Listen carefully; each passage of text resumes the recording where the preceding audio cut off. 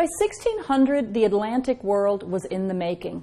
It had brought 3 or 4, depending on how you count, continents into contact. And it brought with it a knowledge of the rich civilization of the Americas previously unknown to Europeans or Africans.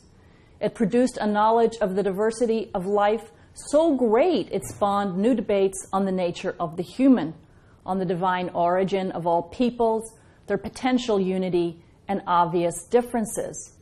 It expanded knowledge of the known world, and it transformed the Americas, destroying old civilizations and creating new cultures and new peoples born of the contact of Europe, Africa, and the Americas.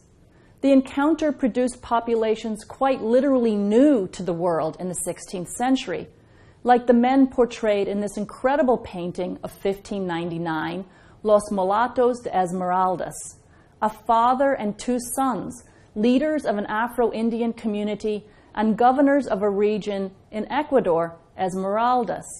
This beautiful painting by an Indian painter, Sanchez Galque, was commissioned by the men and sent to Philip III, the King of Spain, as a token of their loyalty.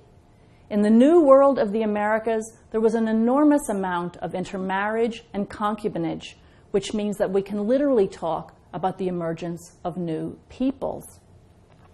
This new Atlantic world was dominated by Europeans because they single-handedly developed the maritime routes that made that world in ways that was just not the case in other parts of the world. It certainly wasn't true of the Indian Ocean or the South China Sea, for example.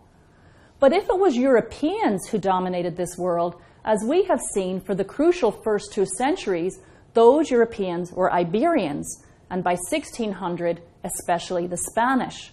With some justification, Spain saw itself as a great world empire in the tradition of the Roman one, ushering in, as one writer put it, that glorious age promised by the heavens in which the entire world will be governed by one monarch, one empire, one sword.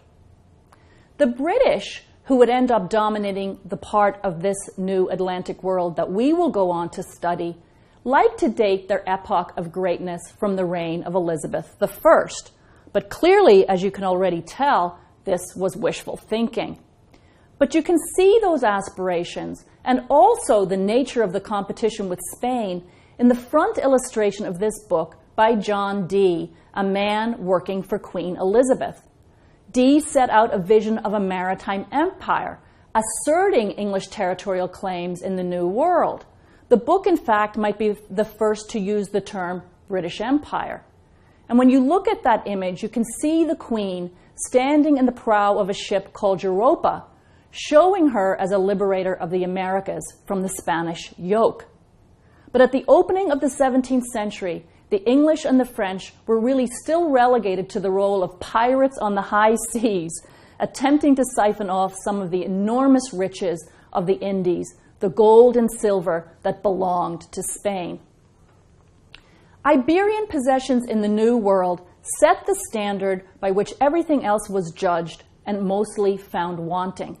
At the beginning of the 17th century, England had huge, but yet all failed aspirations to empire.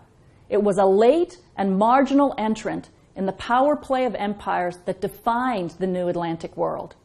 But when the English finally did become consequential, it would not be on the model of the Spanish and Portuguese. Instead, they would play a transformative role in the use of slave labor to cultivate and reap the wealth of the Americas.